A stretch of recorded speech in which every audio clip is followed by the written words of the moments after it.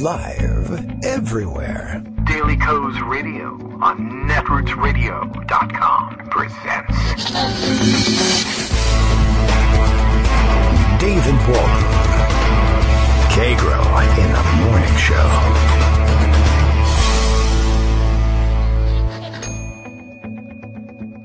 Now, here's David Waldman. Hey, good morning, everybody. How you doing? It is Wednesday, June 6, 2018, and I am going back to bed. See you later. Bye. I'm done. I can't handle it anymore. All right. Well, I told you in this morning's early morning post that I stayed up till little hours last night working on homework with the boy. One of two, but only one of them was working on homework at 2 a.m. Of course, only one of the two of us was still up working on the homework at 4 a.m., and it wasn't him. Why did that happen? I don't know. I get involved in these things, and I really shouldn't. But you know how it is. People raise children, and they get interested in what they're doing, and they help them out from time to time. Of course, this only means that I am perpetuating his cycle of procrastination, I am sure. But I'll get around to fixing that sometime in the next couple of months. We got the summer off. I'm pretty sure I can handle that during early July. If I don't get to it then, perhaps August. But still, we'll get around to fixing the procrastination problem eventually, and I'm sure we'll all come out the better for it. Okay, it is Wednesday. Ordinarily, at this point, with this kind of exhaustion, I would put my feet up and turn the show over to Greg Dworkin, and then afterwards to Joan McCarter. But Joan has her feet up on a well-deserved vacation and has another week or so before we hear from her. It wasn't all vacation, by the way, all that time. There was some work, there was some busyness, some general conflict of interest like we find, say, for Jared Kushner or Donald Trump or family, but a conflict nonetheless, all on the up and up, of course. She's not guilty of any collusion or corruption that I am aware of. You can't flip me, damn it. I'm not going to do it. And we've got lots to catch up on. It's true. We'll stumble through it somehow. There's plenty of stories out there, things we didn't get to, and things happening this morning. Let's see. I believe in fact, this is maybe the first time that the president, such as he may be, has been on a Twitter rager this morning, and I have seen none of it. But it may be that I'm just imagining things, and I'm not entirely certain. We'll check in on this. I see everybody is angry that Kellyanne Conway was on television again, and no one can figure out why, because she doesn't say anything. I saw two people commenting this morning that there were two stories that Kellyanne Conway refused to answer the question on, and here comes a third right now, and I am not clear exactly why anyone would host her on any show, ever, really. We know she's a congenital liar, and everybody has figured that out, but they think it's funny to put her on television anyway. Now she doesn't even answer the questions, like with a creative lie. She just says, Sarah Sanders already addressed this, and the question was, why won't she address this? Well, she already did address it. Well, she really didn't, and that's kind of odd, and whatever, but I don't think I'll ever figure it out. But I think, people maybe hate watch Kellyanne Conway, I guess is it, and that's why they figure if they put her on the air, they can get some ratings. Anyway, regardless of whether we really know what's going on or not, Daily Coast Radio is live now. It's too late to back out. It's 9:04. We're live on the air today for his next trick. That's me, my trick, that is. Kagro X, that's the part where I say it's me. David Waldman will announce all of last night's primary winners in reverse alphabetical order. I can't even read this in correct order. There's no chance I'm going to be able to say anything in reverse alphabetical order while drinking from his bottle of Bacardi 151. Now that I could probably do. And also juggling swords. Yeah, with the lights off. Well, I'm going to start with the lights out, and I'm going to turn the light switch off with one of the swords backwards with the handle, holding the tip. These are sharp swords. Watch out. Don't try this at home. At least don't try it in my home. I don't have enough room. Okay, so lots of support for the Kellyanne Conway is complicity tweet this morning. That's, gratifying. There is, of course, a lot of primary news to round up. I don't know the answer to any of the things. I deliberately held myself in suspense over the California results because we spent so much time talking about it with Greg, and I thought we would maybe have a big reveal. And you guys probably already know. And I don't have to wait long either. But I do have one election result that I just couldn't avoid and wanted to share with you. We read the story about this guy some time ago. Do you remember the sheriff down in Alabama who had somehow figured out a way to legally pocket $750,000 from the fund that would ordinarily pay for prisoner meals in his prison? You remember we actually discussed that they have this weird system down in Alabama where the sheriff is responsible for coming up with the money to pay to feed the inmates, and then there's a sort of a reimbursement payment made. But I guess if you can feed them on the cheap, they will give you this money that's set aside anyway, and you can pocket the difference, or whatever. It was a very complicated and stupid system, but he pocketed $750,000, and he lost a Republican primary for re-election. I would have thought that would have been an extraordinarily popular thing to do, starve prisoners in Alabama. But I don't know, people are waking up in Alabama too. Or maybe they just think that's annoying that he took the $750,000 and they didn't get any of it. That could be it too. You never know. All right, self-interest wins out in the end, but sometimes it's a great motivator for social change. Not here, but sometimes. Anyway, speaking of great motivators, Greg Dworkin is here, and I am motivated now to sit back, relax, and hear what stories we have collected. And I got to know what happened in California. Good morning, Greg. Hi. So we won. All right, good. Thank you. And is that it? That's it. Cool. All right. Well, okay, see you later. I'll come back next year. None of the bad stuff There was happened. a whole bunch of stuff that happened in terms of the primaries yesterday. It was really kind of a Super Tuesday. So let me tell you about some of the more interesting ones. In New Mexico, for example, Deb Haaland won her Democratic primary in New Mexico's congressional race, says the Huffington Post, and she's likely to win in November, too. And as Denise Oliver Velez points out, she just is closer to electing the nation's first Native American congresswoman. Which is very nice. And I contrast and compare that to a GOP state lawmaker in District 9 in the state, in the House in South Dakota, who said businesses should be allowed to turn away people of color. Turn away people of color. Yeah, he was commenting on Facebook about the whole the cake thing. Sure. You know. Yeah, that would be the natural conclusion. LGBTQ people don't get dessert, that kind of thing. and he said, well, you know, you should extend it, and basically businesses should be able to do whatever they want. Absolutely. This is Frank Woolworth, right? Mm. The guy was. I assume. Maybe he's a white guy? He's a white guy. All right. So he gets to go in. His name is Representative Michael Clark, and he's in District 9 in South Dakota. Then he apologized and took it down, but too late. He already put it up. Hey, I'm sorry I admitted that. Yeah, exactly right. I said the quiet part out loud. Yeah. You know, and they always get mad. Well, that's but what perhaps, thought here's another one, which is also a good one. And that is, Kyle Griffin points out, voters have ousted the California judge who sentenced Stanford swimmer Brock Turner to 6 months in jail after his conviction for sexually assaulting an unconscious student. Yes. This is a very wealthy family, and he basically got away with a lot, and the voters didn't like that and got rid of him.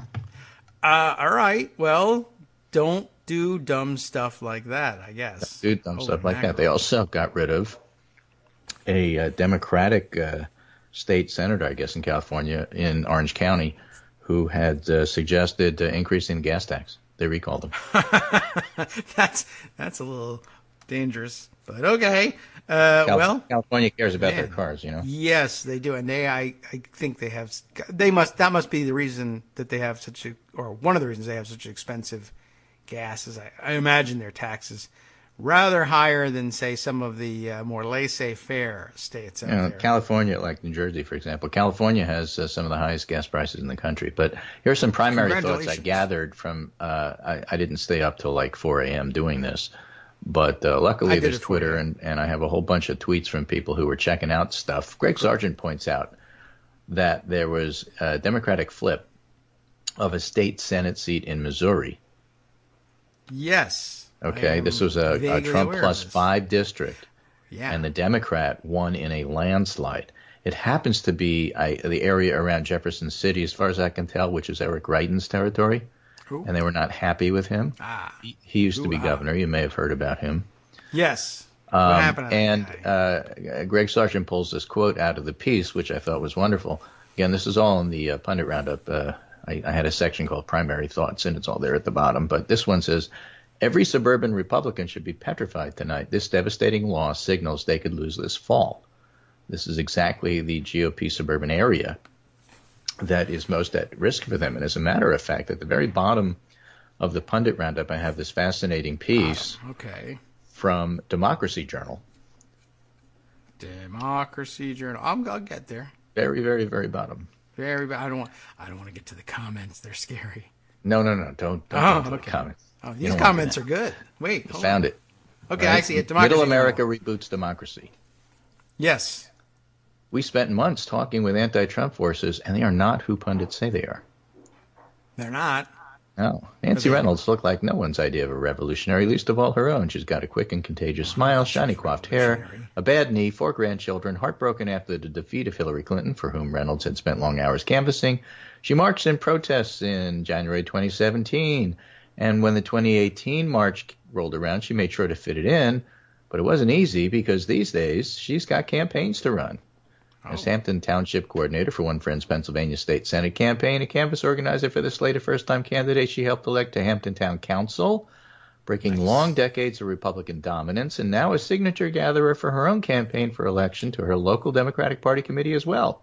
Oh. A retired children's librarian, Nancy's long been a powerhouse within her local community, which is nestled in Pittsburgh's northern suburbs. Prior to 2016, local and state politics were not on her radar, and now they dominate her to-do list every day. Similar stories to Nancy's are unfolding in suburbs and towns all across her home state and the country. She and tens of thousands of other women, mostly mothers and grandmothers, ranging in age from 30s to 70s, are fueling American political transformation that most media outlets are systematically missing, or at least misreading. And they go on to talk about how ordinary, average, everyday women are having none of this. They're running for office. They're running candidacies, and they're winning. I think 7 out of 8 won yesterday, something like that. 8 out of 9. I don't know the number, but lots of women won, and so more of the woman in terms of not only running for Congress, but running the campaigns and coming out and voting. Yes. Democratic voting all over the country yesterday was way up. Well, it was time to vote. And GOP voting was up a little. Oh, I see what you mean. Okay, yeah. Compared to 4 years ago. When it's time to vote, I'm a Democrat. I'll go vote. That's when my voting is up. So from that piece about Missouri, Doug Scheffner, a 68-year-old retired police officer from Kansas City, cited his frustration with the Republican Party nationally as his reason for supporting the Democrat. It's not the Republican Party I once knew. There are people out there who will switch their vote to Democrats. All right. And forget about the surveys. Look at the actual voting pattern. I'm fascinated. Actually, I'm thinking about something you just said just before you shifted to that. It was the idea that we're, or expressed in the story, that we're missing mostly the story of all these women, mothers and grandmothers, et cetera, who are running. And we've heard some. I mean, there's been a lot of reporting about a number of women candidates, but it is interesting that there isn't as much as there might be, given, I mean, they couldn't wait to do another story on soccer moms. Yeah. I'm kind of interested in politics, but I'm busy watching soccer. Now they're running for office, and I don't know, should I interview somebody? I don't know. They're not Republicans. It's not that interesting. So the democracy piece goes on to say, to be sure, outlets have reported a handful of high-profile indicators of nationwide civic rumblings. Big turnouts to hundreds of women's marches a year later, as well as the emergence of a flood of Democratic congressional challengers with a record-breaking proportion of women. But there's a deeper and broader shift powering these indicators, and those who only see nationally visible events may miss it entirely. Far from the bluest strongholds. And we talked about this, how even in the reddest states you get these blue resistance people. There are other people out there, you know. Yeah. A huge demographic swath of forgotten Americans is remaking politics, and it's not the one getting most of the press. The new upsurge is not centered in the progressive urban enclaves where most national pundits live, nor is it to be found among the grizzled men in coal country diners. The journalists escaped to get out of the bubble. Amazing. Neither of those polls look like most of America anyway. About half the country lives in the suburbs, twice the number who live in either fully urban or fully rural settings. More than half of Americans are also women, and of those, half are in their 30s to 60s. So this is middle America, and it's this middle America among those middle Americans that political developments since the November 2016 election have moved fastest and furthest, and they give examples. Excellent. So, like, what are we talking about here? Zumba moms? If you have to put a name to it. Mahjong moms? I think upscale suburban moms is fine. Okay. Well, I can't write a book about that. The tidal shift underway has little in common with the precedents pundits lean on. It's not a leftist Tea Party because newly engaged suburban activists hail from across a broad ideological range from center to left. It's not a Sanders versus Clinton redux because that's last year's news. It's flatly irrelevant to the people working shoulder to shoulder in the present. It's not an Occupy Wall Street questioning a liberal democracy because these activists believe laws can make good government as strong and transparent as possible. And it's not the 60s with young people leading the way, although there's lots of helpful teenagers in the background saying, Mom, it's fine. Go to your meeting. I'll get dinner. This is, it's like, I understand that if we don't learn from history, we're doomed to repeat it, but couldn't we repeat it and get doomed because I don't have any framework for this? It's not the 50s, it's not the 60s, it's not the Tea Party. What am I going to do if it's not one of these things? The protagonists of the trends we report on are mainly college-educated suburban white women. Where do you tell their stories not because college-educated white women are the most democratic slice of the electorate. They aren't. Or because they're most progressive voices within the Democratic Party. They aren't. Or because they have a special claim to lead the left moving forward. They don't. And they don't pretend to. Rather, what we report here is that it's among these college-educated middle-aged women in the suburbs that political practices have most changed. If your question is how the panorama of political possibility has shifted, your story needs to begin here. So they talk about the resistance and some of the really well-known groups. Yes. And they say, nevertheless, it's clear that the national organizations didn't themselves create the dizzying array of local groups, the pop-up groups. One bemused but grateful Virginia campaign manager called them, that spread like wildfire in the days, weeks, and early months after November 2016. It's not nationally directed. The activism can't be understood as just local either. It's the Virginia person who runs as caring about local traffic, but also is well aware of who the Speaker of the House is. It's that kind of thing. Well, yes. You know? And what this article points out is these local stories are true all over the country. They're just not getting covered. That is, that's pretty. Are we sure it isn't the Liberal Tea Party, though? I have that all ready to go. It's not the Coffee Party? This is terrible. No, they tried that. Yeah, I know. I figured this finally came to fruition, right? They met and they had coffee. And, they still meet and have coffee, but they don't do politics anymore. That's good. And the now ex-CEO of Starbucks is, I'm sure, thrilled about that. But, nothing came of that, huh? Yeah. So they talk about how you can maximize your clout, provide basic access and proven tactics, share off-the-shelf templates, create channels for egos and ambitions, raise and spend money in innovative ways, and all that sort of stuff. But the fact that this is happening at this level with this particular group of people is just deemed highly significant. It's one of those demon observation. Yes. Demon, move on. Right. Demon on to the next thing. Right. Anyway, okay. So you got this Missouri special election. Very important. Well, now it's been reported, so I'm bored. California. Yeah. Okay, so the Democrats didn't get shut out anywhere. And as a matter of fact, of the 50 Republican districts, House districts, California's very big, there are 0 Democrats that were blocked off in the jungle primary where the top 2 go, no matter which party. There were 10 Republicans that there were 10 districts that won't have a Republican. But that's because probably incumbents are running unopposed. Well, I won't have them anywhere. In the big ones that we were looking at, in California 38, 48, and 49, there's a Democrat in each place. Good. All right. That was the big worry. It's hard to talk about exactly who won where because with California voting coming in so slow by mail, for example, it took a month literally a month to count all the ballots for Sanders and Clinton. In California? In California during that primary. It's the traffic. Probably. That's why they're so concerned about gas prices. Right. So the whole idea is that in a small a percentage lead, you really can't exactly figure out exactly what the final numbers are. However, if you're taking a look overall, as Nate Cohen suggests, don't look at who got which percentage. Primaries tend to lean a little Republican anyway because older, whiter voters tend to be the ones that show up in primaries. But look at the vote share.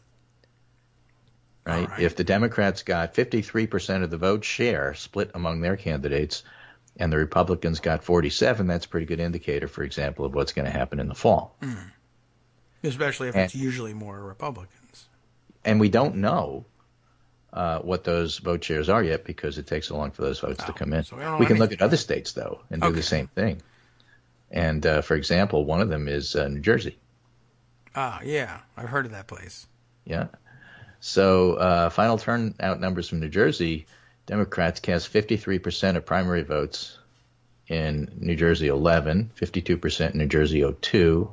New Jersey 02 is 54, New Jersey 11, 52, and New Jersey 7, 53. So careful about making too much into it, but those numbers should make Democrats feel good about November. Those are three crucial pickup opportunities there in New Jersey alone. Yes. Okay. But back to California. So we did okay there. And here's a really interesting one. I credit Dave Weigel with this observation. There was one big contest where there was a freeze out of one party. Okay. And that was the Republicans. They got frozen out of the Senate race. Yes. It's Dianne Feinstein versus De Leon. Oh. So it's a Democrat versus a Democrat. I forgot that could happen on the Senate side. And wow, that really is something. It's an interesting thing. And by the way, if you always felt that Dianne Feinstein was just a little bit too conservative for you and you just want to vote your liberal instincts, now is the time. It's not going to hurt. Yes, that's true.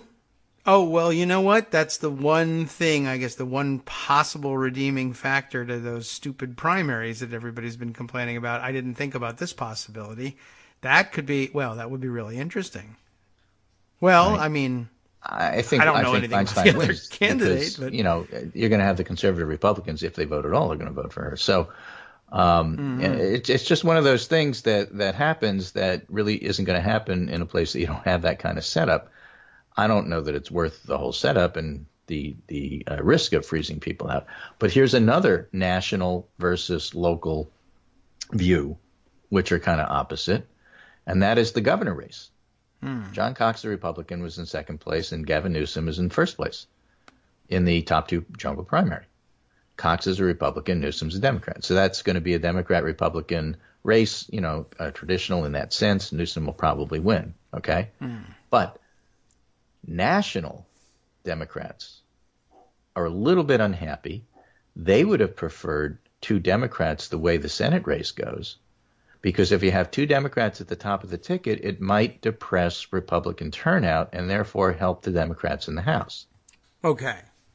Sure. Does that make sense? Yeah. That's national Democrats. Oh, no. Yeah. Right? California Democrats said, that's crazy.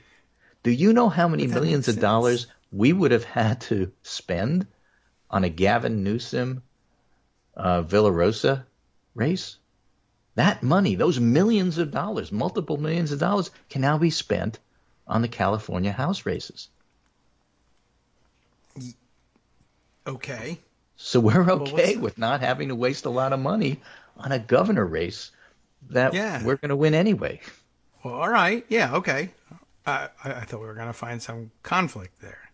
Well, so the California Democrats are perfectly fine with a Republican-Democrat race.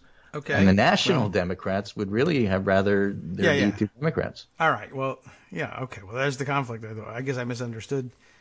They're so confusing, though. These it depends what your overall goal is, right? Yes. So the overall goal is to try to win the House. Right.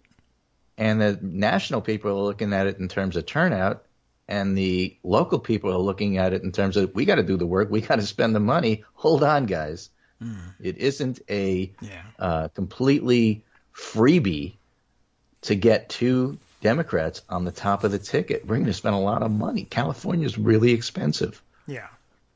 We'd rather not do that. We'd rather spend the money on the House races or not spend the money at all. Well, it's our money. You go for to us, elections California, with we're the ATM machine for the rest of the country. Yeah. Right? Nobody comes and actually campaigns here. They just come here for money and then they leave. Well, how about we spend the money here, they say. You could try that. But again, the traffic is such a problem. Yeah, but gas is so expensive, you know. You just put the money on the curb. It's an interesting national, local, kind of difference here, which I think is well worthwhile paying attention to. But again, the fact of the matter is, as Sahil Kapoor put out, Feinstein walloped the liberal challenger in the heart of resistance. Also, Tester won his renomination unopposed, and the Senate conservative Democrats are all coasting without serious primaries. So there's a lot going on with the left, but it's nothing like the 2010 Tea Party. Back to your point about, is this the liberal left Tea Party? No, it's not. Okay. But it should be, because then my story would be done and I could take a nap. Right? Then there's a guy named Paul Kerr that we didn't talk about in California 49. That's Starlice's old district, I believe. Yeah, okay. He's a Democrat. We didn't He had talk little about him. local support. He spent $4 million, mostly of his own money. It was mostly on negative ads, and no other Democrat even spent half as much. And he finished 7th. Oh, was that last, or is there somebody behind? I don't know. You got so many people running. I don't think that was probably middle of the pack. Well, that's unfortunate for him, but great for the local economy, I guess. He's boosting. See, that's the problem. Now Trump can claim a revived Southern California economy. Right. One last thing before the break. Iowa Democrats demolished the past turnout record for a primary. Incredibly good sign for November. All right. Yeah, Iowa. And you like going later in the cycle, do you? Okay, good. All right. We do too. We'll be right back. Try that. Hi, it's me, David Waldman, your host for Kagro in the Morning, interrupting this little break to say thanks so much to all of you who are contributing supporters of Kagro in the Morning. Thousands of you are downloading the show each day, but fewer than 1 in 25 regular listeners are donating to help keep us on the air. For the money you'd spend on a single 3-minute iTunes song, we bring you 2 hours of great news and entertainment every day, 5 days a week. Patreon.com, Patreon.com makes it easy. You can find us there by searching KagroX or David Waldman or Kagro in the Morning or even Daily Coast Radio in their search box, and you'll be right where you need to be to make easy, recurring monthly contributions to support our show. Once again, thanks so much for your support.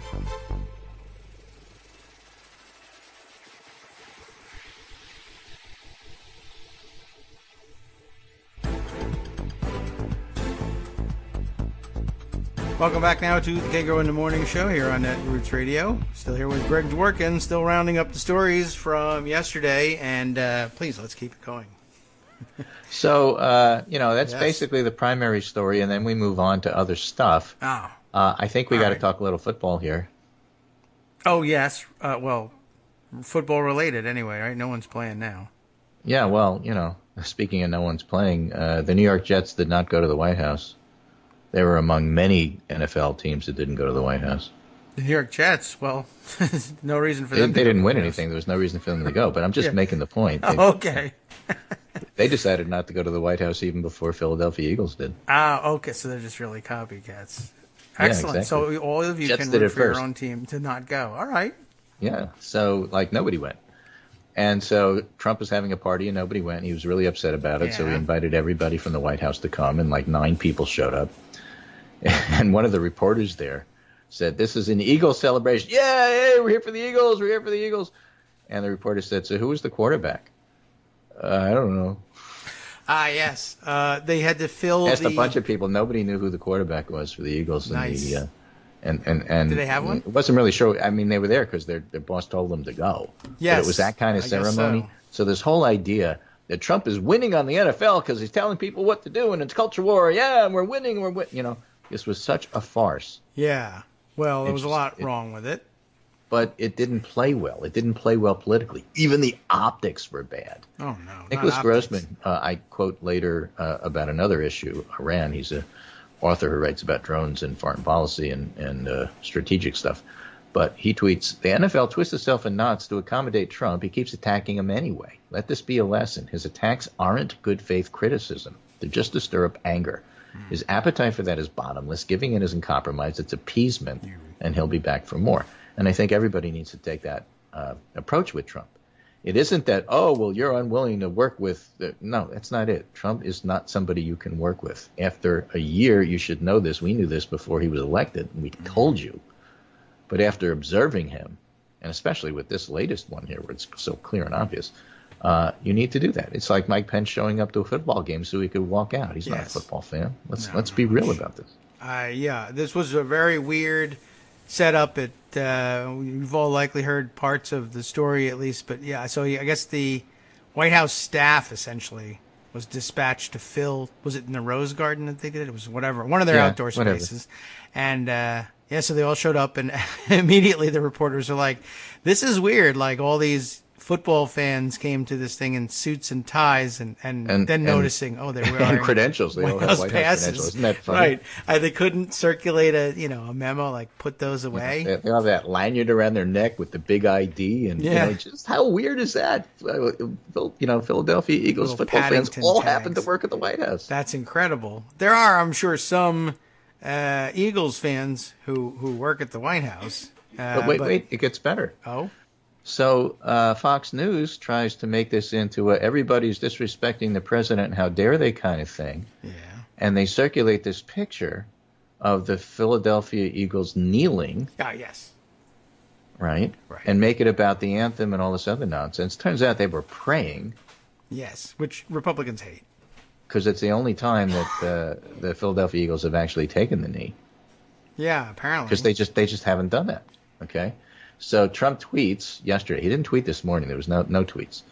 But yesterday, the Philadelphia Eagles football team was invited to the White House. Unfortunately, only a small number of players decided to come. Yeah. The report was, by the way, that he invited everybody and 10 people were going to show up. Yeah. And he can't. And those are mostly coaches and fitness trainers. The mascot was going to go, I heard. Yeah. And we canceled the event. Staying in the locker room for the playing of our national anthem is as disrespectful to our country as kneeling. Sorry.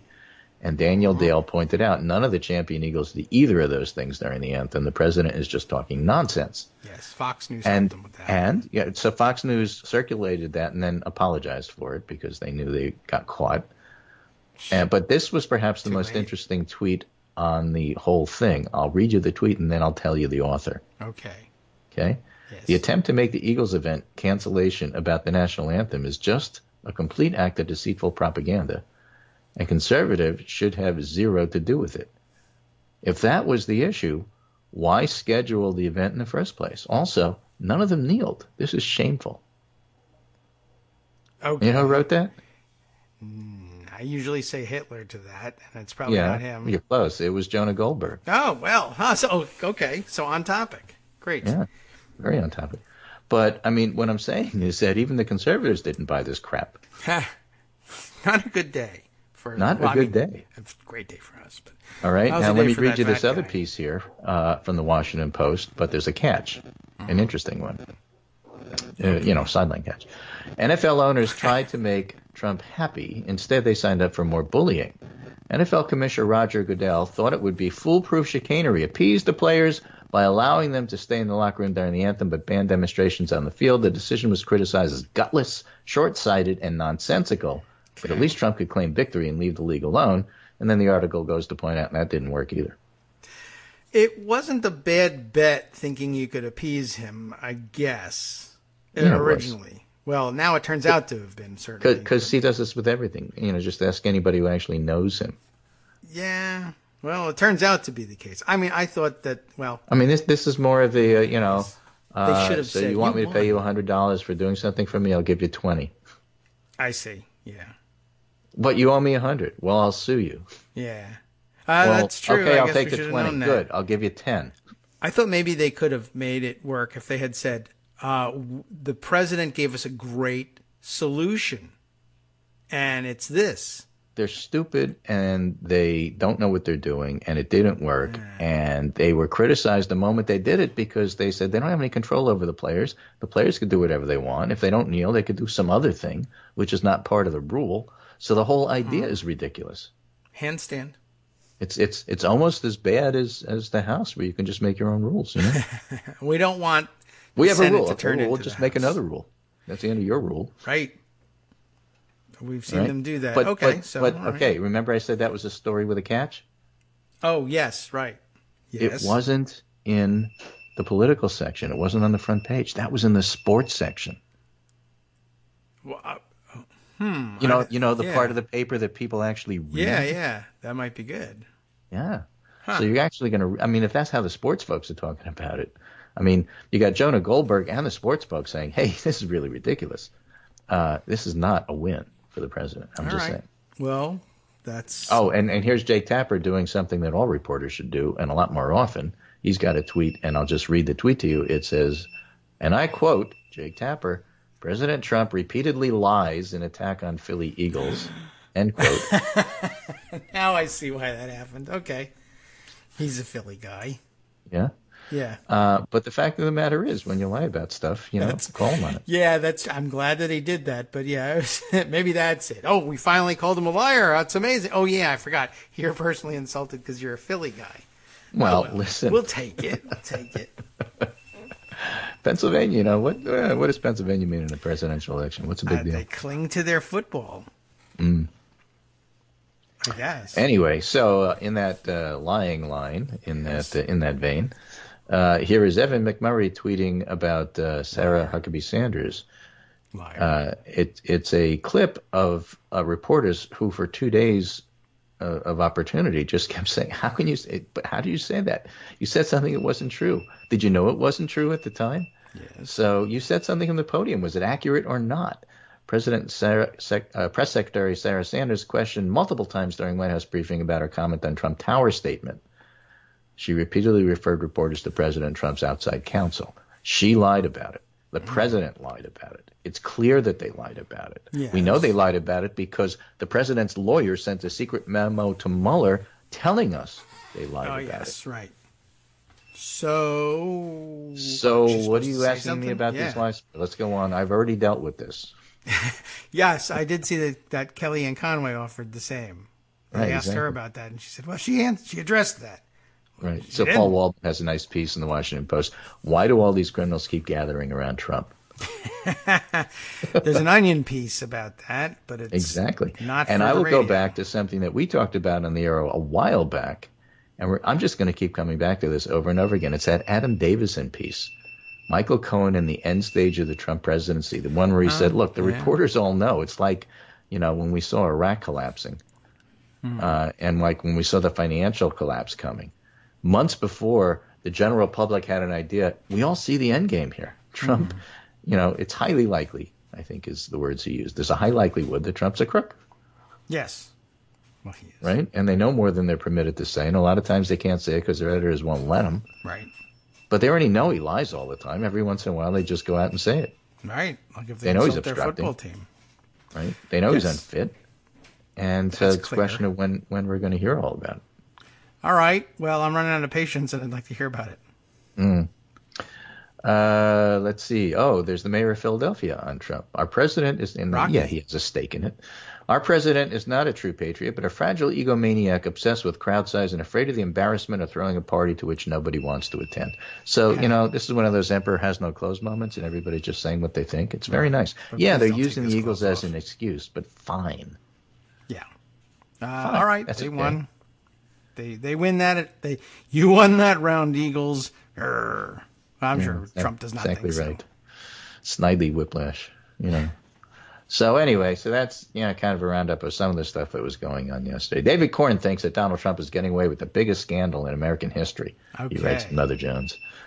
The other side, the accurate perspective, isn't that it's a witch hunt, it's that it's complicated.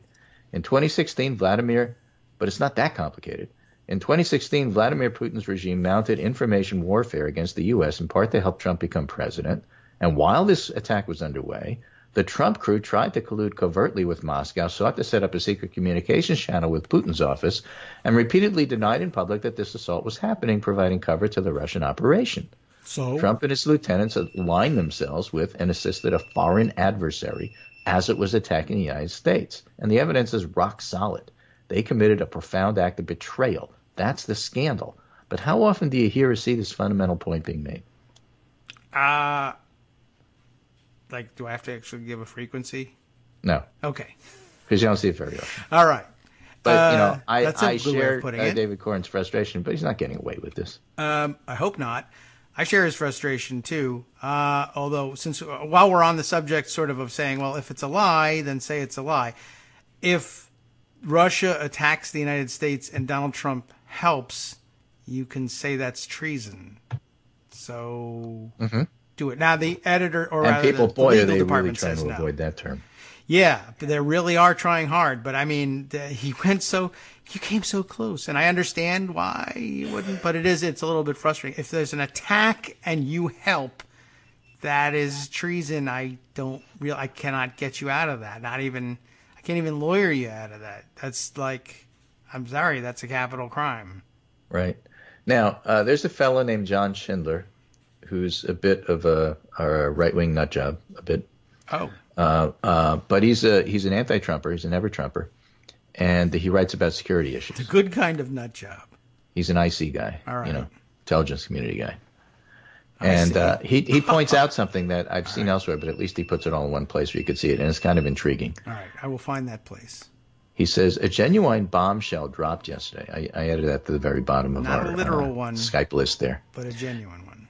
A genuine bombshell dropped yesterday, seemingly out of nowhere. It came in an interview with Simona Mangiante, the wife of George Papadopoulos, the Trump campaign foreign policy advisor who pled guilty last October to lying to the FBI about his contacts with Russian agents. Yes, Okay. Simona. Okay. Right? As expected, Mangiante explained that her husband, whom she married just 3 months ago, is innocent of what he admitted he did and in no way was working for Russian intelligence. George had nothing to do with Russia, she explained, seemingly in an effort to convince the White House that Papadopoulos lacks any dirt on the president's Kremlin connection that could assist Special Counsel Robert Mueller in his investigation of Team Trump. However, what Mangiante said next was the real shocker.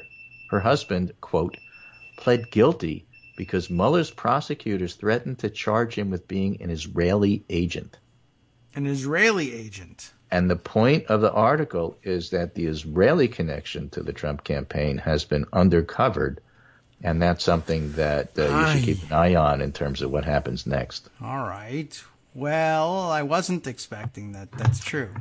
I mean, you look back and you Papadopoulos. say, okay, there were rumors about Israeli agents being involved with Cambridge Analytica type computer and online shenanigans. Yes. But But how far does that go? Papadopoulos. It would Okay. be irresponsible not to speculate, as you have Sure. often pointed out. Right. Like that Simona's not Italian. Right? And then Schindler goes on to say, moreover, there are strange Israeli footprints all over the Trump-Russia story.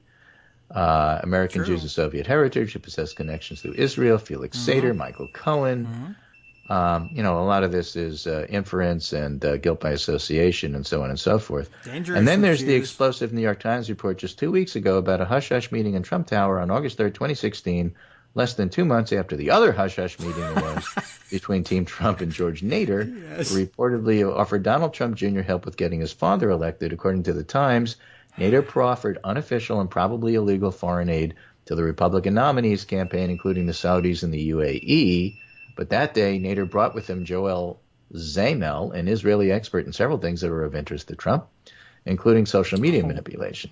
Zamel is known to possess a close relationship with a bunch of former Israeli intelligence officials, and Nader reportedly paid him a large sum, perhaps as much as $2 million, after Trump's election as compensation for Zamel's shadowy social media assistance to the president-elect's campaign in 2016. I just throw this out there because I just haven't seen it anywhere else. Yeah. Now, maybe there's a really good reason why we haven't seen it anywhere It's else. baloney. Yeah, who knows? Yeah, But, that's true. They go on. He goes on and points out Israeli espionage against the U.S. is a perennially touchy subject in Washington. Yes. So he's going to say it's not politic to mention this in polite society. So the counter spies know a lot about Israel spying on us, but they keep mum outside their esoteric realm. And he's an ex-spy, and so he says, I'm just going to talk about it. Yeah. Free legal advice. Jonathan Pollard. Get your attorneys on Fox News. So it's one of those things you don't see mentioned anywhere else. I just thought it was worth mentioning. And it is kind of interesting because, I mean, that is what Papadopoulos' wife said. You know, that's actually real news. She also said, I like pasta very much. Yeah, I'm Italian. Exactly. Why you look at me so funny? Yeah. Manja. Right. So she's a legitimate Italian. Business lady. Fearless leader agrees. Yeah. Moose she's and an squirrel odd case. Not have anything to do with this. She may very well be, an Italian national now. I don't know. I do know. She's not necessarily a reliable source. I just think it's a fascinating thing to have said that. And then if you try to make the connections, you're going to wind up, going nuts. So I'm not doing it. I'm not one of those conspiracy theory people who goes here, there, and everywhere else. I'm just saying it's the first time I've seen it mentioned, and therefore that alone makes it worth mentioning. Right. Absolutely. Spaghetti meatballs. Whatever, man. Besides, she's from Frostbite Falls. Yes. Minnesota. Okay. Right. No problems here. No problem there. I grew up here with moose and squirrels. No problem. I'm legitimate businessman. Exactly. So, with that, that's my summary for today. A lot about the primaries. I'm just saying, look, I don't make fun of people because they have an accent. I have an accent. Actually, I don't. Everybody else has an accent except me. But, the point of it is that, the whole idea of what Mueller is looking at is just way so much more extensive than what we actually know. We just know tip of iceberg. Just tip of iceberg. Just like tip of iceberg. That's all we know. And there's so much more to it than that. And that's why I read these things about, well, Trump is marching on his way to re-election and this and that. You have no idea. You have no idea. We have no idea what's going to come next. Every time Mueller does something large, big, huge, turns out to be a major bombshell. Yeah. Trump has given up saying huge. Yeah. Huh. He's also given up saying bigly. True. I missed it. But as of this morning, he's also given up tweeting. I wonder if he lost his phone. Oh, did he? Okay. Then maybe that was it. I must have been there were no tweets this morning. I went and checked his timeline. Okay. Yeah. Because I thought I saw people going crazy about things. And then I said, I'm not seeing it as much as I should. But I was very busy in the morning and thought, I'll catch up with it later. Surely he has been rage tweeting this morning. Yes? Apparently not. People were just laughing at old ones. Right. Okay. Glad that got cleared up, too. Right. Anyway, so I'll end you with one last thing and remind you that Greg Gianforte was unopposed in the GOP primary. The guy that assaulted a reporter and promised to make amends but never did.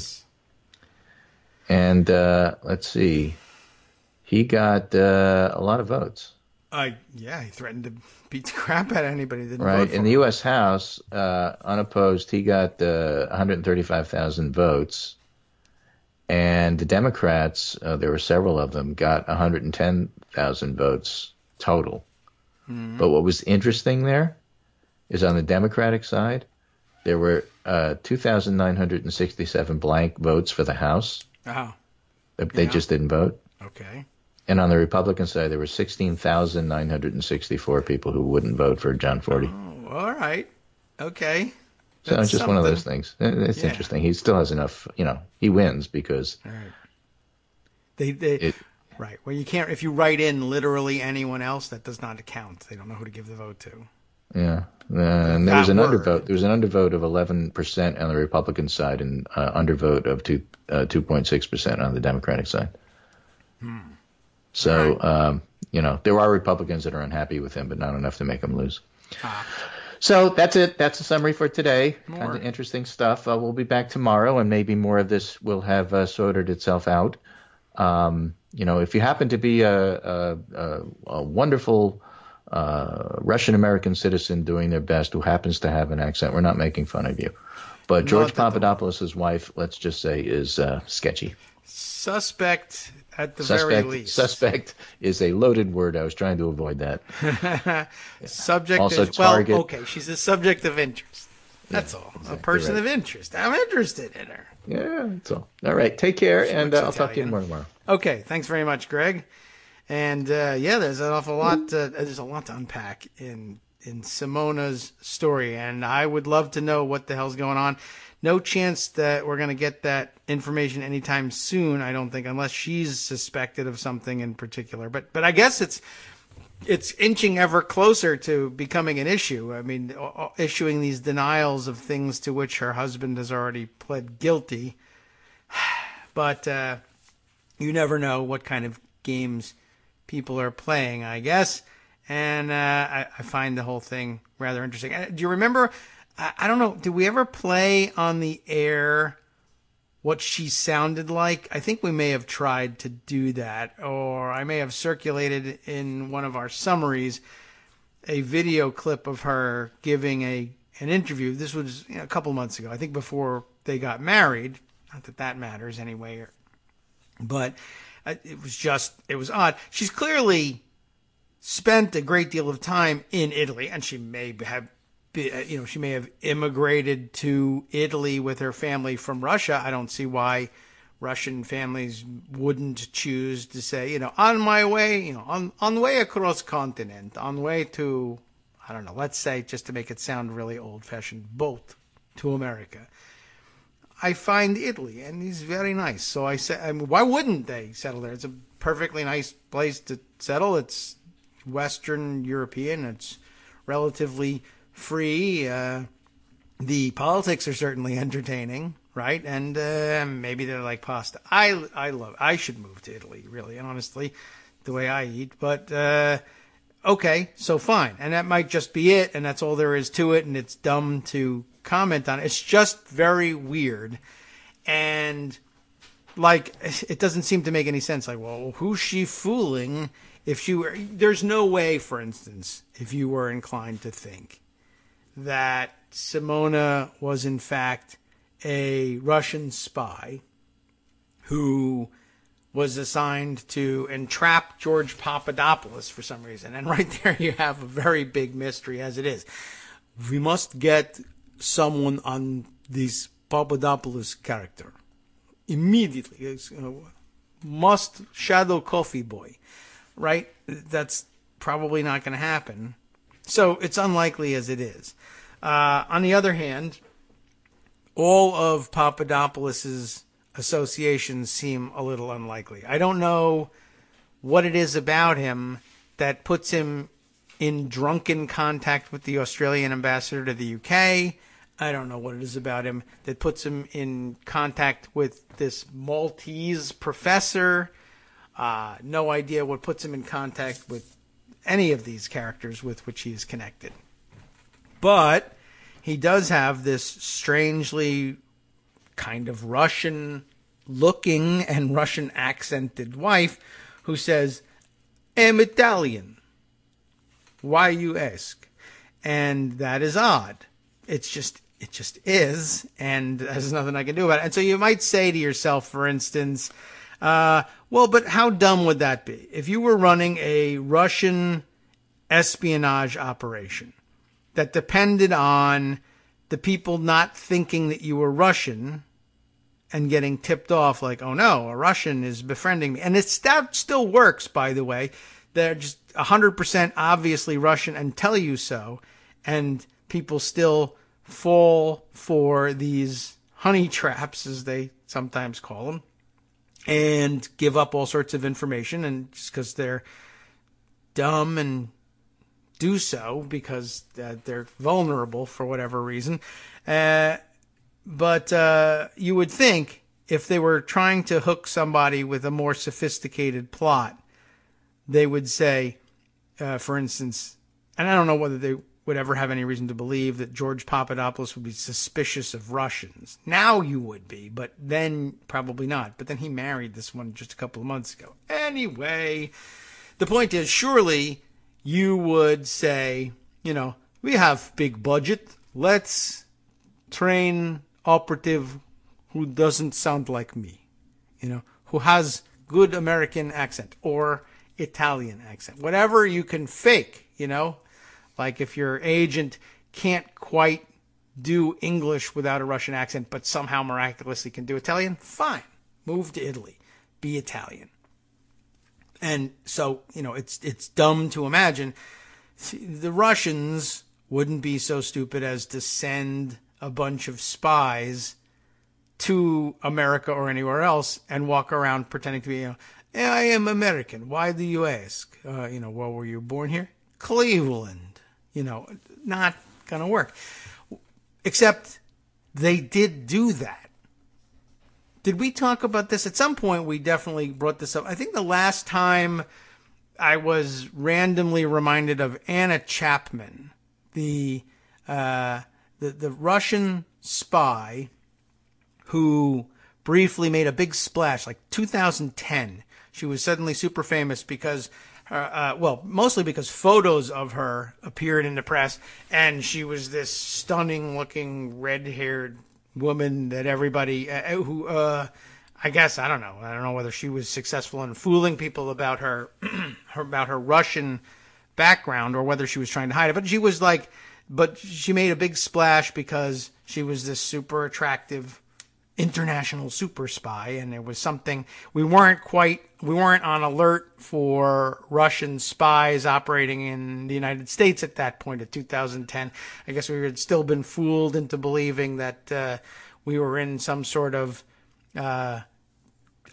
post Glasnost, post Cold War rapprochement with the Russians, and we were all rolling around in our peace dividends at the time, like Scrooge McDuck.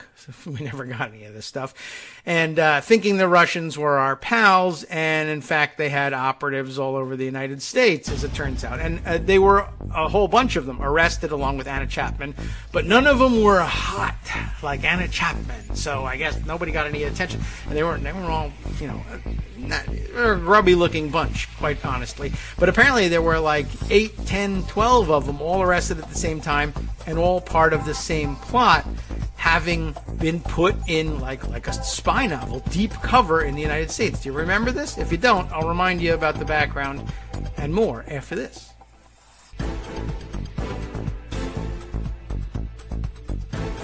Welcome back to the Kagro in the Morning Show here on Netroots Radio. Let me get back to the story that I left you in suspense with about a minute ago. This giant ring of Russian spies, all busted back in like 2010. It's a real thing, and you can look it up, and it's on Wikipedia, so you know it's true.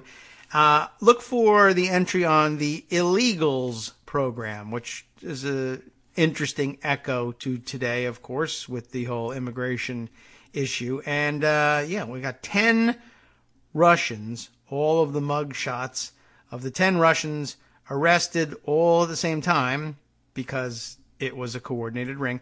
June 27th, 2010. Anna Chapman's photo, her mugshot doesn't look as good as some of the other ones, I guess, but there's still a noticeable, nearly a quantum difference between her and the other 9 here, but her photo appears in the upper left of the composite displayed here on Wikipedia, the Illegals program. And I can't remember whether we read this entry the last time it was discussed, but I know it came up. But this is something that's sort of forgotten, and I don't know that it's related necessarily, but it certainly feels like there's something to discover there. Let's skim through at least a little of it. The Illegals program, so named by the United States Department of Justice, and it was illegal, it's illegal to spy in the United States, or pretty much anywhere, but it wasn't that we were worried about.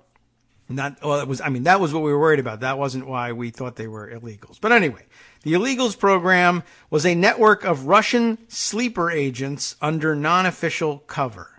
And it actually just says sleeper agents, but this is Wikipedia. Anybody can declare it to be a sleeper agent, but that's the allegation, and they have to try to back that stuff up here on this wacky Wikipedia site. Their investigation by the FBI culminated in the arrest of 10 agents and then later a prisoner exchange between Russia and the United States on July 9th, 2010. And now I remember why it was that this story came up. One of the prisoners exchanged, as I recall, was the former Russian spy, now living and still living, thankfully, in the UK, who was recently, like in the last couple months, poisoned, remember? And everyone has said, oh my God, the Russians have poisoned someone who is now I don't know if he's a UK citizen or not, but living in the UK, on UK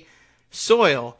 They came in and made an assassination attempt. You remember, the guy was gravely ill. His daughter also had to go to the hospital, and the UK authorities were warning everybody who might have been at the pub that he was at, and confiscated his car, and there was this big scare that other people might have been harmed by the poisoning agent that they had used to attack this guy.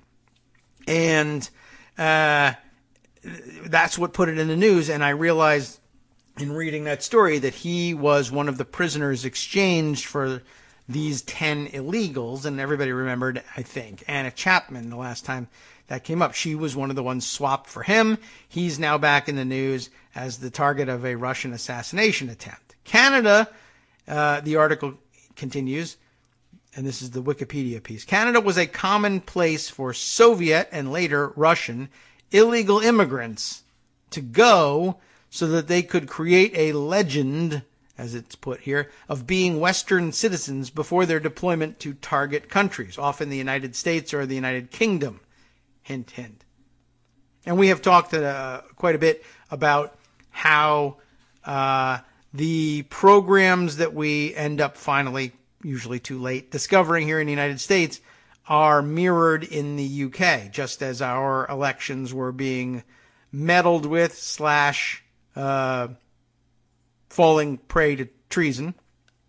The UK's elections, with respect to the Brexit referendum in particular, were under attack at the same time and by the same people with the same tactics. All right, so apparently there's Canada, you're in this story. Canada was where people would go to train, I guess, as illegal immigrants somehow, planted in there. They would train there to learn to become Americans, which I don't know how. I mean, it didn't help their English enough, apparently, and it made them too apologetic, and that's how they got busted when they came here to the United States. I don't know, but that's where they would train them, I guess. The spies were planted in the U.S. by the Russian Foreign Intelligence Service, known by its Russian abbreviation SVR, posing as ordinary American citizens. Ordinary American citizens, and some of them do have that accent. They tried to build contacts with academics, industrialists, and policymakers to gain access to intelligence. Academics like, professors like that Maltese guy, or industrialists like, Donald Trump. He's not really an industrialist per se. Policymakers like George Papadopoulos fancied himself. They were the target of a multi-year investigation by the FBI. The FBI investigation, called Operation Ghost Stories, sort of makes some sense, right? Culminated in the end of June 2010 with the arrest of 10 individuals in the U.S. and an 11th suspect in, pick a country, anywhere in the world. I mean, there are a lot of them that will raise suspicion. It's not North Korea. It's not Russia. We can't arrest Russian spies in Russia. Come on. Cyprus. It wasn't Malta, but Cyprus. The 10 sleeper agents were charged with carrying out long-term deep cover assignments in the United States on behalf of the Russian Federation. Yikes, like a TV show. The suspect arrested in Cyprus, by the way, skipped bail the day after his arrest. Don't let him out on bail. That's dumb. I mean, I don't know what's going on in Cyprus, but if you catch a foreign spy, they're like automatically a flight risk. The whole plan is to have a flight plan if you get caught, so they're going to skip bail. A 12th person, a Russian national who worked for Microsoft, was also also apprehended about the same time and deported on July 13th, 2010. And by the way, all the people who were like, oh my God, they infiltrated the voting machines, just absolutely crapped the brick. He worked for Microsoft. I don't know what he did. Maybe he fixed the copiers there, but I don't know. It's a thing. Check it out, I guess. It's footnoted. You can figure out who the guy is. U.S. deports alleged 12th Russian spy, according to the Washington Post. I'm just going to peek and see if we can figure out who that is. Oh, and look at this. They illustrated the story of the 12th spy with a picture of Anna Chapman because that gets clicks. Who is this guy? Alexei Karetnikov. Not deep cover. But he wasn't one of the 10, right? Alexei Karetnikov entered the United States in October, living in the Seattle area where he worked for Microsoft. Karetnikov, a Russian citizen in his early to mid-20s, had been held on immigration violations because there was insufficient evidence to charge him with a crime, the government officials said. Interesting. He was in the early stages. He had just set up shop, said one senior federal law enforcement official. Yeah, interesting. I like this background. Does it say what he did for Microsoft? Checking. Living in an apartment in Redmond, Washington. That doesn't tell us anything. His Facebook's... Oh, I'm sorry. A Facebook page said he worked for Microsoft and a Romanian-based software company called Neobit. Tells me nothing, but interesting nonetheless. It's a pop-up. Get out of my way. Microsoft spokesman said he confirmed that he had worked with the company about 9 months at the time as a software tester. Oh, man. I don't know what aspect of software testing, whatever, but I don't know. Maybe somebody else knows more background story. We've awoken a buried or suppressed memory for someone out there. And you can let us know on the hashtag KITM on Twitter and tell us what you've been hiding about this individual. Okay, back to the story of the illegals. Let's see. 10 of the agents were flown on July 9th, 2010 to Vienna, soon after pleading guilty to charges of failing to register as representatives of a foreign government. Hey, how about that? Was it the FARA Act that they had violated? What a coincidence. That same day, and that's not an espionage act, but I mean, you don't register as a spy of a foreign agent, right? The same day, the agents were exchanged for 4 Russian nationals, 3 of whom were convicted and imprisoned by Russia on espionage, parentheses, high treason charges. On October 31st, 2011, the FBI publicly released several dozen still images, clips from surveillance video, and documents related to its investigation in response to Freedom of Information Act requests. It's a very long and involved article, and we don't have to get to all of them, but here's some of the basic background that made me think of this story. Anyway, the FBI arrests and the criminal charges. Using forged documents, some of the spies assumed stolen identities of Americans, enrolled at American universities, and joined professional organizations as a means of further infiltrating spies into government circles. 2 of the individuals used the names of Richard and Cynthia Murphy and resided in Hoboken, New Jersey in the mid-1990s. Did you happen to know them? Before purchasing a nearby home in suburban Montclair, which is not that close to Hoboken, but it ain't that far. It's not as close as Russia, for instance. So relative to where they first came from, Montclair is pretty close to Hoboken. Another couple in court documents were journalist Vicky Pelaez and a man using the name of Juan Lazaro in Yonkers, New York.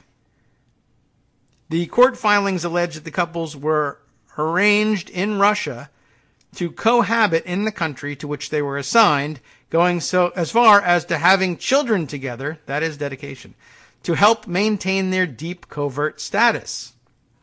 That's a little weird, but there it is. The criminal complaints, later filed in various federal district courts, alleged that the Russian agents in the U.S. passed information back to the SVR by messages hidden inside digital photographs. And that's like spy novel enough, but how about this? Written in disappearing ink. I mean, that's straight out of a pulp fiction novel. Ad hoc wireless networks. And shortwave radio transmissions. That is super old school. As well as by agents swapping identical bags while passing each other in the stairwell of a train station. Wow. This is super neat. And like stuff that you see in the movies and like, really? I mean, I guess you believe it in the movies, for whatever reason. But then if you really saw it happen, I'd probably be like, did I just see that? Is that really a spy thing? I don't know if I would believe it. Messages and materials were passed in such places as Grand Central Terminal and Central Park. That's pretty classic. I like that they stick with the classics. The Russians have a really, and a great attachment to the classic. So no surprise there. They love their ballet, their symphonic music, and they like their spies to swap identical bags while passing each other in the stairwell of a train station. That is cool. The Russian agents were tasked by Moscow Center to report about U.S. policy in Central America, U.S. interpretation of Russian foreign policy, problems with U.S. military policy, and United States policy with regard to the use of the Internet by terrorists. According to the media reports, planning by the FBI to have the illegals arrested began in mid-June of 2010, but no action was hastened. The action was hastened, reportedly, by some members of the group intending to travel outside of the U.S., as well as by Anna Chapman's growing concern about having been exposed. Oh, she was worried about that. Vladimir Guriev was planning to travel to France and possibly Russia. Bezrukov, one of the 10, was planning to travel outside the U.S. with his son. And Anna Chapman, in a telephone call to her father the day before the arrest, said she suspected that she may have been discovered and planned to leave for Moscow in mid-July 2010. And I guess they were overheard. Now, next part is kind of interesting, too. U.S. authorities arrested 10 of the agents involved on June 27, 2010, in a series of raids in Boston, Montclair, Yonkers, and Northern Virginia. They charged the individual with, now, I'm going to pause here, pick a crime, any crime. It wasn't espionage, too obvious, and it wasn't the immigration issues, because we've already mentioned those. That would not be fair to make, you already heard the answer on that. Any crime you want. Remember, I asked you to guess a country, any country. Some of you may or may not have guessed it, but it was Cyprus. What's the crime? Let's give you a hint. It involves laundering, and it's not clothes that we're talking about. Yes, money laundering, of all things. These crazy, crazy Russians picked up on money laundering charges and, of course, failing to register as agents of a foreign government. Which, by the way, is that not the same charges that they're holding Paul Manafort on right now? Except he's American. But do they not have him on money laundering and failing to register as agents of a foreign government? That does seem worth mentioning, let's say. No charges were offered that the individuals involved gained access to classified material. Of course, that's out the window now because Jared and Ivanka have access to that. Though contacts were made with a former intelligence official, and that also happened with Manafort, by the way, and a number of others, and with a scientist involved in developing bunker-busting bombs. Say that 10 times fast. So the only things that have changed here, of course, are that people who do have contacts with former Russian intelligence officials are, in fact, in the White House with access to classified material. So nothing's changed. One of the suspects, using the name of Christopher R. Metsos, was detained on June 29, 2010, while attempting to depart from Cyprus for Budapest, but was released on bail and then disappeared, and that's not smart. There was no evidence that the convicted agents knew each other beyond their respective spouses. Military analyst Pavel Felgenhauer, totally awesome, legitimate name, I don't know, I'm sure he's a fine fellow, believed that they consequently did not constitute a spy ring, I guess in the classic sense. If they don't know one another, there's not much of a ring. But okay. Shortly after the arrests, the British Guardian newspaper commented, the FBI operation represents the biggest penetration of the SVR communications in recent memory.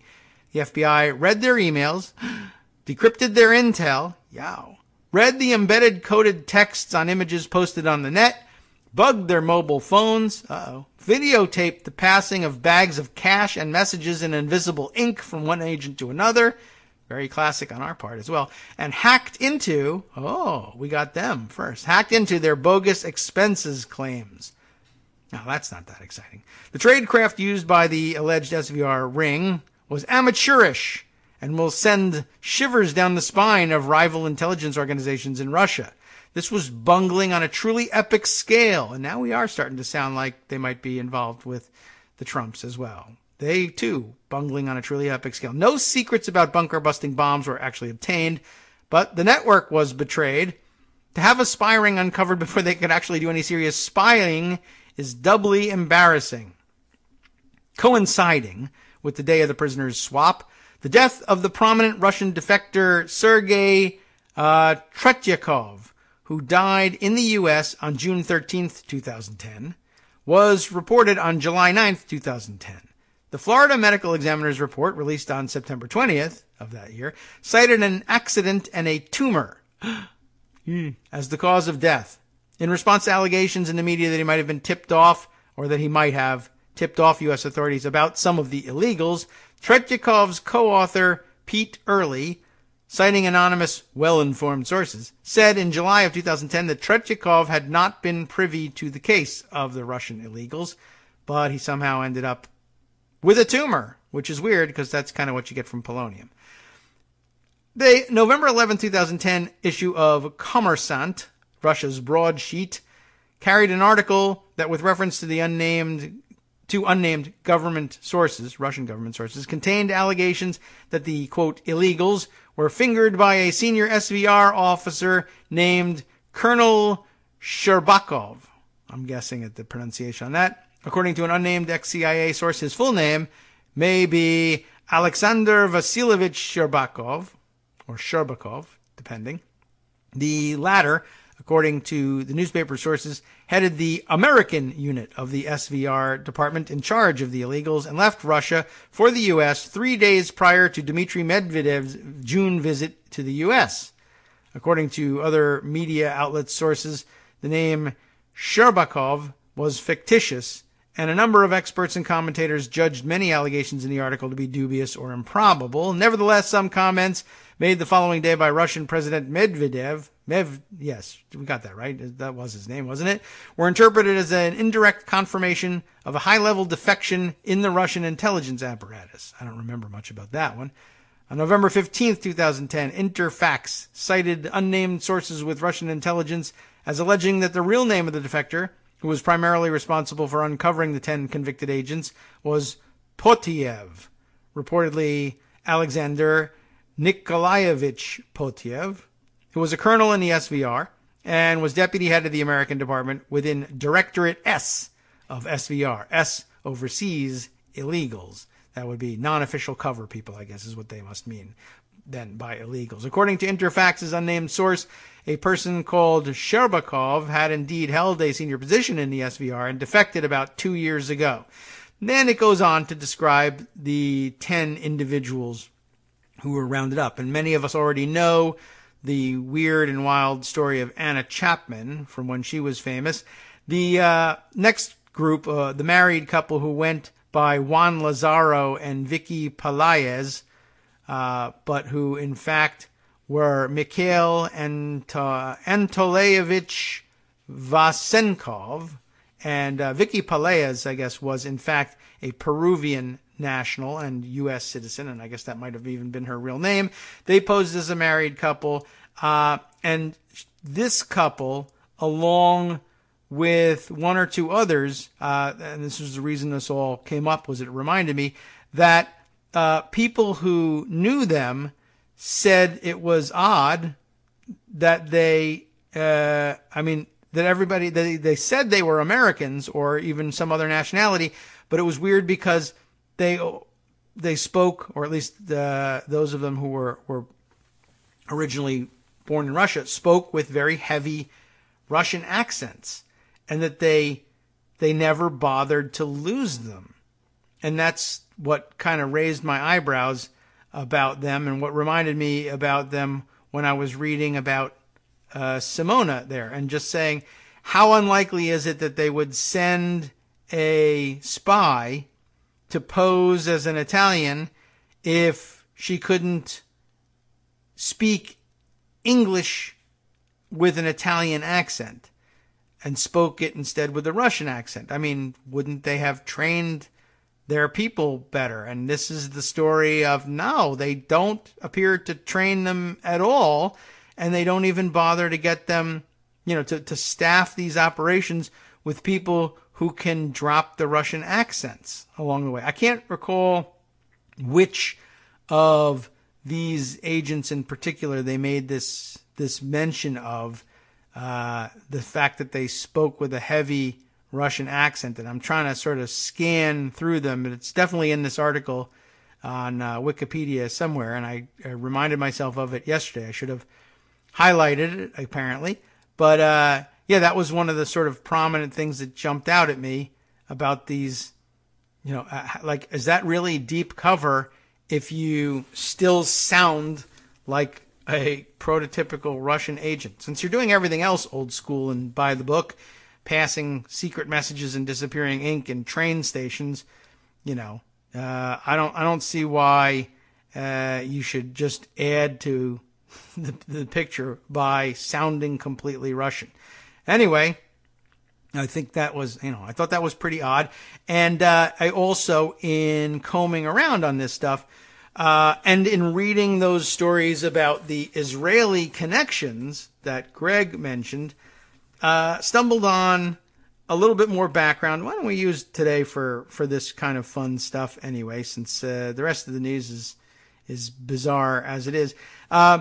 We've definitely discussed the strange Russian enclave in Trump-branded buildings in South Florida before. Remember, and they call the area like Little Russia or Little Moscow. And we learned that there was a Russian national, a woman who was like the queen of real estate sales in this Sunny Isles Beach enclave. And we knew about her, and we knew that all of these sales were being made to Russian oligarchs, and that they apparently loved to send their pregnant girlfriends to those condos so that they could give birth in America and have American citizen children, which of course is, anchor babies and chain migration, as the Republicans like to say when it is about Central American immigrants, but refrain from saying, for some reason, when it is rich oligarch Russian instead. But you remember, I don't know whether her name rings a bell or not for you, Ilana Baranov. Ilana Baranov was listed as the VP of Customer Relations at Trump Grand, Grande, Grande, Trump Grand, and was considered the international ambassador for Sunny Isles Beach. This is an interesting story and it's not all that old. May of last year, so just a little more than a year old. She was considered the international ambassador for Sunny Isles Beach, an exclusive strip of land that was reserved for the richest of the rich. Everyone knew her in the enclave, and a profile of her even called her the face of Sunny Isles Beach and the real estate industry. She was close to millionaires, billionaires, designers, and moguls, and even was quite wealthy herself. She earned a large commission on these things. Now, I'm reading from an unknown site, so, I'm unfamiliar with Ania, A-N-I-A, and I don't know exactly what the deal is with this. And I was referred to it by, I can't even remember, one of the older articles that we have read here in the past. I'll try and trace down how I landed here. But so what we're reading here is a piece called Female Ex-Russian Spy was appointed to Trump Organization to launder money. Now you see how I landed on this thing. And this is who we're talking about, Elena Baranov. The problem is, with all of her fantastic background story here, is despite being a well-known socialite, she was also a former spy. Oh, that is terrible news. If the sound effects were at the ready, we'd go with the sad trombone on that, or maybe we need to get like a sad balalaika to make it Russian. Okay. The problem is she was a former spy. What do we mean by former spy? Well, she had originally come to America as a, quote, cultural attaché in public diplomacy for the Russian government, a title almost exclusively used by, you'll never guess, spies for the Russian government, particularly spies for the Russian government, trying to infiltrate business circles in the 1980s. Now, who was big in business circles in the 1980s? I know a guy. I have some ideas. I have some thoughts about this. Maybe you do too. Anyway, she was one of perhaps hundreds of women that Russia used over 40 years, including the famous and beautiful, they say it right here in the article, famous and beautiful Anna Chapman, to influence business on behalf of Russia and its business interests. Interestingly, both Anna and Elena arrived in the United States and chose to go into real estate of all possible business ventures. Anna in New York, and does anybody know anybody who was involved in business in real estate in New York in the 1980s? Again, a few names come to mind. The other one went down to Florida and did, in fact, work for Trump. Weird. Hi, everybody. It's me, David. Let's change things up from the old fundraising pitch for just a minute and talk instead about how you can be a part of our show. If you've got a smartphone or any other electronic recording device, why not sit down and record a segment for us? Read us an important article and give us your take. Read one of your own original essays, or even just give us your commentary on something you'd like to share that's important to you. Then send the file to me at kagrox@gmail.com, and I'll try and work it into the show. Short segments, a few minutes in length, are easiest to fit in. And of course, I can't always guarantee that I'll be able to play everything, but if you've ever shouted at your radio or TV about something you wish was being covered, here's your chance to change that. Make the show your own. Send your submissions to me at kagrox@gmail.com.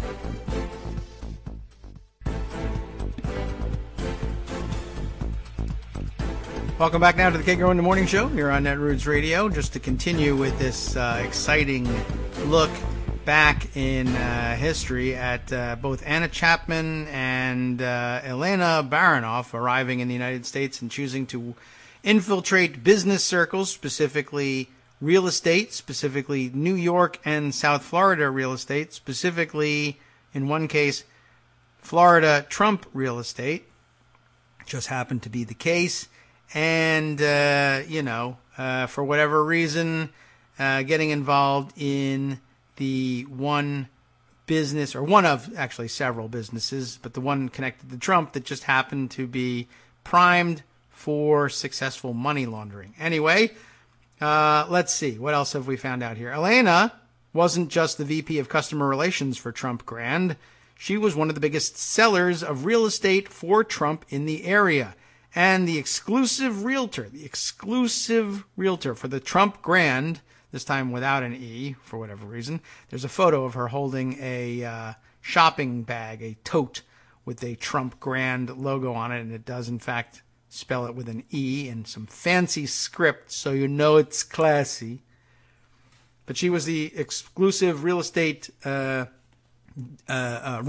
for the Trump Grand, focusing, believe it or not, on selling his properties specifically to Russians, specifically mobsters and politically connected individuals, just because they were the best sales targets is all, you see. According to a story written about the sales in The Nation magazine, have you heard about it? Ken Silverstein wrote, "She took me to see a unit on the 38th floor of Trump Palace, which looked out on the turquoise waters of the Atlantic and was on the market for $2.3 million. Living in a Trump property is like living in a hotel." Well, I don't know how thick her accent is, but it's like living in a hotel, she told me, which would make Scott Pruitt happy because all the mattresses are used, I guess. As this is what she tells him as they're standing on the balcony. "The unit was attractively priced," she said cheerfully. $2.3 million. Is that attractive? "And all the more so as the owner, you'll never guess, a Russian, looking to buy a bigger condo elsewhere in area, had spent about $350,000 on improvements to the unit. Later that day, I obtained the property records for the condo. The legal owner, can't tell anything about the legal owner. The legal owner is a company registered in Belize, an offshore haven, where, according to a government website, there is no requirement to file annual returns or public disclosure of directors, shareholders, charges, loans, or agreements. In other words, one of those LLC havens that helps you hide the true ownership of the unit. Reuters reported that many people involved in Putin's government bought real estate in Sunny Isles, but didn't report them on disclosure forms required by the Russian government itself to prevent money laundering. So, okay, everybody's out of compliance with not only U.S. but Russian money laundering, anti-money laundering requirements. 3 owners were accused in federal indictments of belonging to a Russian-American organized crime group and working for a major international crime boss based in Russia. One of these 3 owners of Sunny Isles units, was also arrested for even running a gambling and money laundering ring in Trump Tower in Manhattan. We have heard this story before, but there it is again, just as a reminder. Is it the same people? You bet. Do they go back to the Trump brand wherever they can? They sure do. According to my source who worked with her, basically her entire job, Elena's, was to introduce Russians from all over the world to the Trump organization, allegedly to launder their money by buying real estate. That's very open of her. That's nice. She would travel with the Trump organization to sister cities, using her Sunny Isles ambassadorship in new potential cities that Trump wanted to develop, often bringing rich Russian men with her that would express interest in buying into those new developments. Remember, Donald Trump Jr. bragged that, quote, remember this one? Russians make up a pretty disproportionate cross-section of a lot of our assets. We see a lot of money pouring in from Russia. Remember all that? We found these photos of Ivanka, Don Jr., and Eric with Ilana Baranov in Russia, meeting with Russian money investors in their condos. If you notice the huge bodyguards behind them in the first photo, you know these guys are more than just normal, quote, businessmen. And what photo is it that we're talking about? You have likely seen it. Who is it? You remember, or which one is it? Do you remember seeing, if you have seen it? It's from a couple of years ago. And Eric's there, Don Jr. there, Ivanka is there. Do you recall seeing the photos of them traveling in Russia? Do you recall seeing the photos of them traveling in Russia where Ivanka is wearing a very distinctive black, white, and gray striped fur coat? I mean, if that doesn't ring a bell, you'll see it when you see this article. And in the photo, there is a Russian woman wearing an identical coat, or actually a longer version of the coat. Ivanka is wearing the jacket. She's wearing the coat. And who's in the matching black, white, gray striped fur coat? That's Ilana Baranov. If you've seen that photo, of Ivanka wearing the coat and a matching coat being worn by a Russian woman, that's the woman that we're talking about. The one in the matching coat. They hardly know each other. I don't know who it is. It's a coffee lady. So, interesting. Yes, where do we leave off with this? These 4 previously unpublished photos, and I guess now they've been published plenty, show the Trump family in Russia, all 3 of the kids, with Russian partners. These photos, at this time, I guess, had never been published in the media before, and shows that not only where they were, but they were there with the person responsible for selling properties to meet with potential buyers and investors in Russia. We haven't had the time to identify all the people in the photos yet in this story, but it would be interesting to know. You can see, they point out in bold, real estate developer Michael Dreeser, who worked on Trump projects in some of the photos. I don't know which one he is. Dreeser, we learned some time ago. I don't know if that name rings a bell for you or not, but I believe he was one of the developers down in Sunny Isles as well. And I believe we read a story or two about those Trump buildings down in South Florida that he was quoted in, and his son also, I think, is working in the business. Yes, as a matter of fact, there's more about that elsewhere. And I picked up another article. I think the one that finally led me to this was one I skipped over here, but a story about the sales in the Trump Towers condo project down in Sunny Isles Beach. We read, I think, the Reuters story when that came out early. Was it earlier this year or was it late last year? I can't recall exactly. But here's another one from a local source, the Bradenton Herald. down in Florida. By the way, interestingly titled, from October of 2016. Before Trump attacked foreigners, he helped sell them condos. Sort of a different angle on that whole thing, not even necessarily focusing on the Russia angle, but those are the foreigners we're talking about. He doesn't hate all foreigners equally, we learned then. Anyway, you can't question Elena Baronoff anymore, apparently, because she's dead. How do you like that? She died in 2015 of leukemia after it suddenly had been found to spread all over her body, which is probably also a little bit like polonium, but I'm not positive of that. She had described being in immense pain suddenly while traveling and was surprised to learn she had cancer and died within a year. Not suspicious, though. Her real estate business, though, is still run by her son George, who changed his last name for some reason to Baronov. Baron. Interesting. Baronov. In an interview, he pointed out how important Russians are to Trump. And this, too, in the Bradenton Herald. Is that the one we... Yeah, that's the one we were talking about, as a matter of fact. A little circular here. What does this mean? Asks the writer of this article here in Anya. Not only has Trump tried to hide his obvious connections to Russia, but that it was so important that his main salesperson of his condos in Florida was intimately connected to Russia.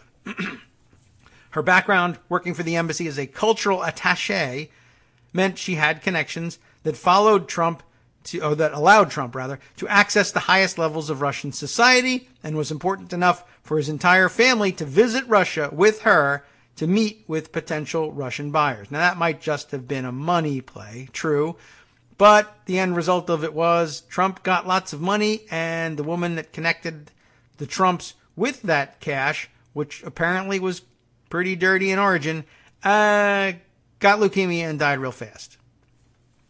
So, take that for what it's worth. Anyway, not that much more time left in today's show, and we can close things out. We'll save a few other pieces of the Florida condo puzzle for later. That Bradenton Herald piece is actually pretty long, and for the most part, I don't think we discover too much new, although it's an interesting one because they profile some of the buyers of the units who are not Russian, and that's always interesting. You never know where they may turn up in the rogues gallery one day and turn out to be somehow either connected peripherally or maybe even central to something super dirty. But speaking of things that are super dirty that are not used mattresses from the Trump Hotel, Scott Pruitt is in the news again, dag nabbit.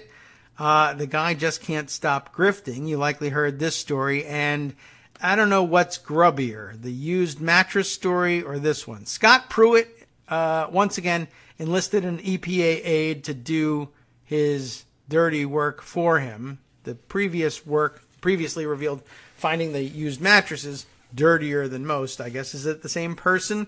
I guess this is coming out in drips and drabs, which is really exciting. But finding out more of the waste of time on government time that Scott Pruitt required of his assistants.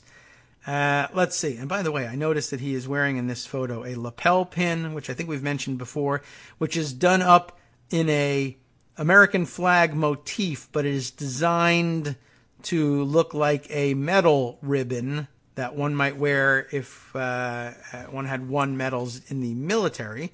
And I don't know if Scott Pruitt has any military background, but it seems kind of odd that he would have opted for that versus a regular flag pin, one that makes him look like he might possibly have served in the military or won a medal while in the military.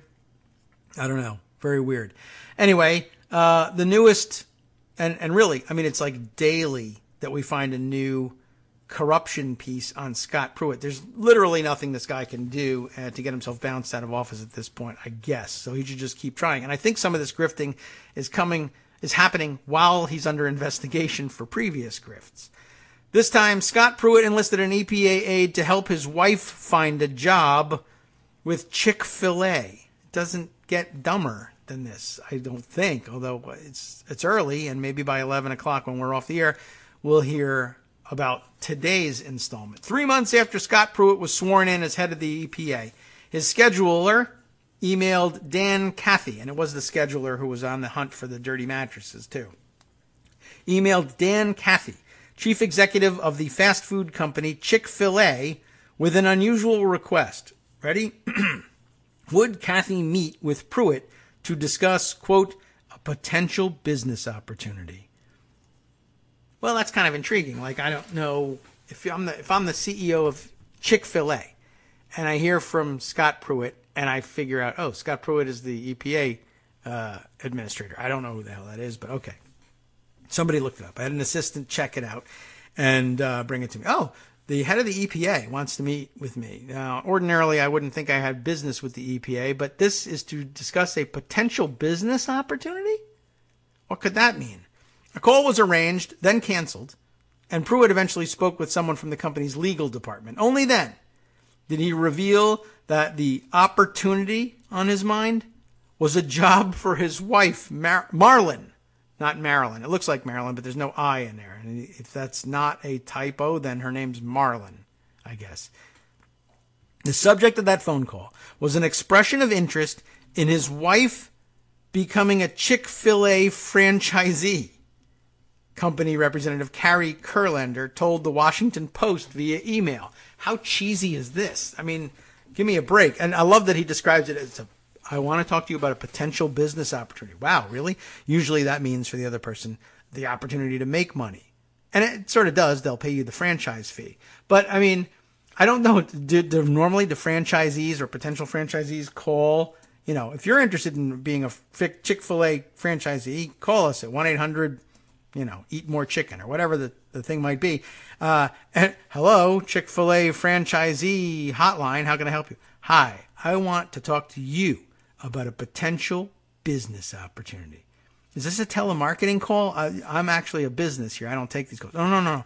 This is a business opportunity for you at Chick-fil-A. Okay. Why don't you tell me what you're talking about? I want to be a franchisee.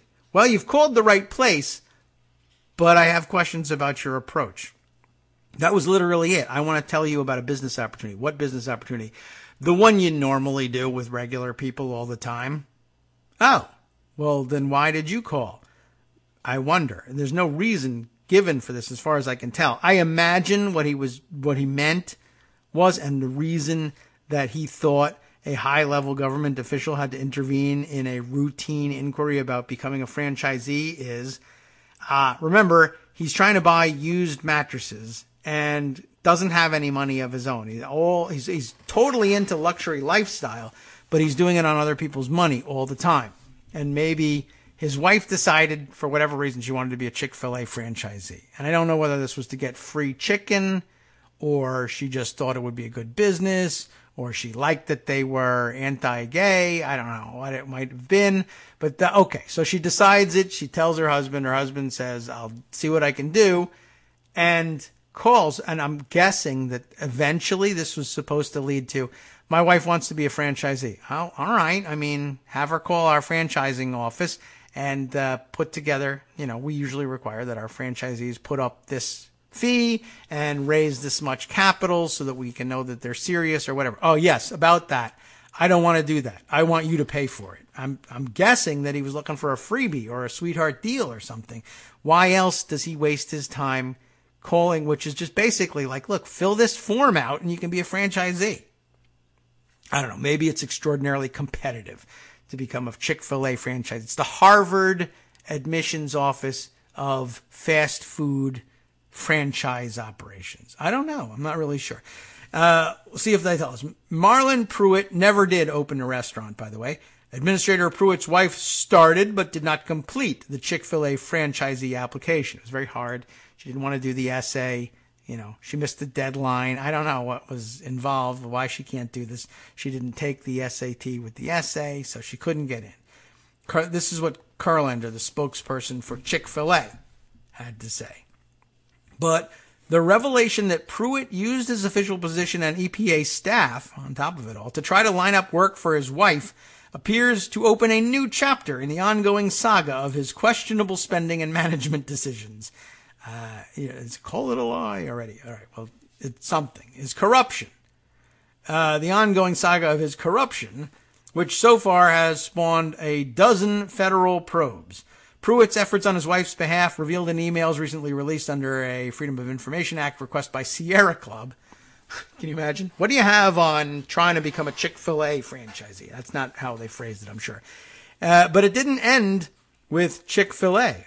He also approached the chief executive of Concordia, a New York nonprofit. Look that one up, somebody. Tell me what they're about. The executive, Matthew A. Swift, said he ultimately paid Marlon Pruitt $2,000 plus travel expenses to help with logistics for the group's annual conference in September. I guess some short-term work. Current and former EPA aides, speaking on condition of anonymity, said Scott Pruitt told them he was eager for his wife to start receiving a salary. He loves money. 2 said the administrator was frustrated in part by the high cost of maintaining homes in both Washington and Oklahoma, which he didn't even do. So what the F is he talking about? He was living in a free apartment, or what was it, $50 a night? The high cost of maintaining. You weren't maintaining a home, and the one you had was so ridiculously underpriced as to be laughable. But I need a used mattress. EPA spokesman, remember this guy, Jahan Wilcox, declined to comment. Can you believe it? On Pruitt's overtures to Concordia and Chick-fil-A on his wife's behalf. Federal ethics law bars public officials from using their position or staff for private gain. A cabinet-level official using his perch to contract a company CEO about a job for his wife raises the specter, you think, of misuse of public office, said Don Fox, who was head of the Federal Office of Government Ethics during the Obama administration. It's not much different from if he had asked the aide to facilitate getting a franchise for himself. Thanks for that insight. Asking a government scheduler, Sidney Hupp, to plan the meeting also marks a violation of federal rules barring officials from asking subordinates to perform personal tasks. It's a misuse of the aide's time to ask the aide to do something like this that is really for personal financial benefit. Hupp left the EPA last year, didn't respond to a request for comment. Not the only EPA employee enlisted to perform non-official tasks, by the way. Last month, Pruitt acknowledged that Hupp's sister, holy moly, Millen, that's the one who was involved in the mattress thing. I was like, oh, was that her name? Sydney? I remember Hupp. He's got them both working for him. That is weird beyond belief, to be quite honest. I mean, I think they're personal friends with the family, and maybe that's the somewhat innocent explanation for it. But if that ain't it, holy moly. That's just, I can't even begin to speculate on that one. Last month, Pruitt acknowledged that Hupp's sister, Millen, helped him search for housing in the district. She later told congressional staffers she made inquiries at the Trump International Hotel about buying him a used mattress while she was on the EPA payroll. She worked for Scott Pruitt's EPA. That's so gross. The Georgia-based Chick-fil-A receives about 40,000 expressions of interest each year, by the way, from people hoping to operate one of its restaurants, Kurlander said. The process of becoming a franchisee is very thorough and results in approximately 100 people being selected each year, so it's harder to get into than college. We are very proud of the fact that those who are selected demonstrate the leadership ability and business acumen needed to own and operate Chick-fil-A restaurants. Pruitt's expression of interest began, I don't know if we need to know all this, but on May 16, 2017, according to the released emails, when Sidney Hupp emailed Kathy and her boss, asked me to reach out to you, said her boss asked me to reach out to you to see if you might be willing to set up a time for the two of you to have a meeting. Kathy, who has championed socially conservative causes and has met Pruitt during his tenure as Oklahoma Attorney General, replied within an hour, connecting Hupp with one of his own aides, Evan Karanovich. I'm sure he's not Russian. Karanovich asked whether an initial phone call would be sufficient and inquired what the EPA chief wanted to talk about. Sounds like he's legit. The administrator did not mention a specific topic, but I will touch base with him to see if there is one, Hupp replied. Oh, yeah. The two sides arranged a conference call for June 23rd with Kathy scheduled to be joined by a senior attorney in his legal department, covering his ass. Smart, that's good. The call didn't happen, company official said, adding that a call took place later between Administrator Pruitt and a Chick-fil-A staff member. They bumped them down. The effort ultimately did not lead to a franchise for his wife. Mrs. Pruitt is not and has never been a Chick-fil-A franchisee. Give me more distance, please. Around the same time, Scott Pruitt contacted Swift, the CEO of Concordia, a nonprofit that brings together leaders from the private and public sectors. Well, this would work then, wouldn't it? Pruitt asked Swift to call Marlon Pruitt. Swift said in an email, which he did. We discussed her interest in event planning for nonprofits and events taking place in Washington. So no longer wants to make a career of chicken sandwiches, now very interested in event planning for nonprofits. She was interested in meeting people in the nonprofit sector, and I offered to introduce her to some of Concordia's attendees based in Washington and for her to become involved with Concordia's events. Very interesting. I think we'll probably just end it there. But by the way, as EPA head, Pruitt makes $189,600 a year. The Pruitts were leasing an apartment in a modern development on Capitol Hill where one-bedroom units start at around $3,000 per month. I guess after he lost his deal on the condo that the lobbyists were leasing him, or was it before or after? I can't recall what the timeline is. Anyway, $189,600. One-bedroom units start at $3,000 per month. You could probably swing that on $189,600 a year, especially since your home in Oklahoma was basically a gift to you by your banking and lobbying friends. Very strange saga, this Scott Pruitt, never ending, and I can only wonder what we might discover about him today. All right. Well, time for us to wrap up here. I did have a couple of weirdo gun fail stories. I mean, to really shift gears, just for fun. I saw something this morning that was tweeted, just sort of a one of those good guy with a gun stories.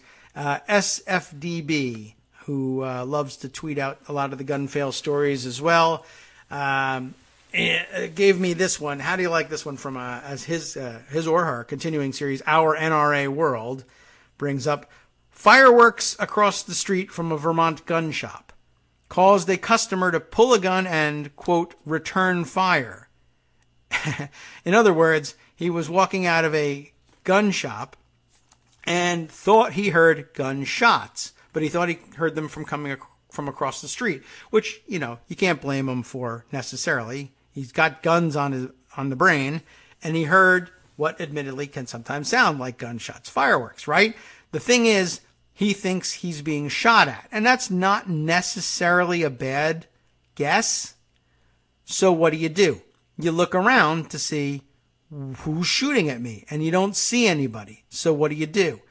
You don't do anything. You might take cover, but you don't fire back. Return fire at what? At who? There's a sniper across the street? Maybe, maybe not. I mean, are there bullets whizzing by your head? Nothing? This guy actually fires the weapon, which is amazing. Even more amazing still, he shoots up cars, by the way, in the parking lot there. Other people's property gets hit. Who knows if anybody's sitting in the cars? As it turns out, I mean, no reports of any injuries beyond him, but that's what happens. He doesn't like shoot himself in the leg on the draw, which is a very likely thing in a panicky situation. Apparently he's actually hit by a ricochet. He fires downrange at God knows what, and the bullets actually ricochet back and graze him in the leg, which is amazing. But it does give us the opportunity to report that, in fact, a good guy with a gun was walking middle of the day. It was like 4-something o'clock in the middle of the day, and walking down the street in what, by all accounts, is a shopping district. I don't know how heavily populated that shopping district there is in South Burlington, Vermont, in the middle of the day. But it is a shopping district. He hears what he thinks are gunshots and just starts firing wildly, like maybe they're coming from over there, and firing so wildly that he hits cars in the parking lot and ends up shooting himself, which is ultra amazing. But the good news is there was a good guy with a gun there when the sound of gunfire erupted. And guess what, NRA? This is your guy. He did. He stopped the shooter. Now, that's the most positive spin I can put on it, I guess, for you. But, of course, he was the only shooter there, so, I don't want to embarrass the guy and say, oh, he accidentally shot himself, but he accidentally shot himself. So we'll give him the benefit of the doubt, and instead report him that a good guy with a gun was on the scene when gunfire or alleged gunfire broke out, and the shooter was stopped. It's no longer an active shooter situation in South Burlington, Vermont. He has been neutralized. The threat has been neutralized by an armed citizen. I wonder whether we won't actually see that reported that way by the NRA, but I have a feeling that they would be too embarrassed to go out and report that one in quite that fashion. So we might have to help them with it, is what I'm saying. That's why I passed that story on to you. What else might you learn if you stay tuned to Netroots Radio for the rest of the day? Well, I'll tell you what will come up in the next hour. The West Coast Cookbook and Speakeasy with Justice Putnam, starting off on his program. The values that led Trump to pardon arch-conservative felon Dinesh D'Souza are not pretty when seen in the light of day, and that's what it is right now. The Trump administration also gives up on filling the next in line position under Rosenstein, not because, or rather because no one will take the job. No one wants to come within 10 feet of that From one. Daily Kos Radio on netrootsradio.com. You have been listening to the Kagro in the Morning Show with David Waldman. Here's some more. A top energy regulator points to problematic wartime language in Trump's coal bailout plan. And we are shocked that Facebook allowed a Chinese firm that is deemed a national security threat to access its user personal data. There's more. As always, all you have to do is stay tuned and keep your ears open. Next.